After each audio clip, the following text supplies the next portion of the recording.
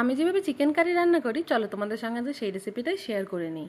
প্রথমেই চিকেনগুলোকে পরিষ্কার করে ধুয়ে তার মধ্যে নুন, গোলমরিচ, সর্ষের তেল দিয়ে ম্যারিনেট করে রাখবো।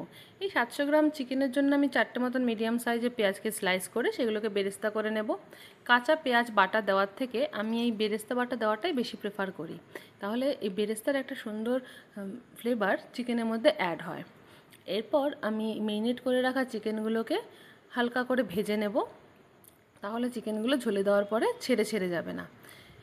চিকেনগুলো কিন্তু খুব বেশি ভাজা যাবে না, তাহলে চিকেনের যেই জুসিনেসটা সেটা কিন্তু নষ্ট হয়ে যাবে। এরপর তেলের মধ্যে তেজপাতা, গোটা গরম মশলা আর গোটা জিরে ফোড়ন দিয়ে একটা রসুন, 1 কোয়া মতন আদা আর 4টে কাঁচা লঙ্কা বাটা দিয়ে দেব। এই রসুন আর আদার কাঁচা গন্ধটা চলে গেলেই টমেটো পেস্টটা দিয়ে তার মধ্যে একটু নুন দিয়ে দেবো, যাতে টমেটোর জলটা তাড়াতাড়ি কমে আসে।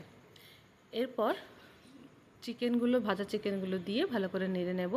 তারপর একে একে সমস্ত গুঁড়ো মশলা, ধনে গুঁড়ো, জিরের গুঁড়ো, হলুদ গুঁড়ো, কাশ্মীরি লাল মির্চ একটু কালারের জন্য দিয়ে দেবো। এটা পুরোপুরি অপশনাল, কারণ এরপরে আমরা বেরেস্তা বাটাটা দেবো। বেরেস্তা বাটা দিলে এমনিতেই চিকেনে একটা সুন্দর কালার চলে আসবে।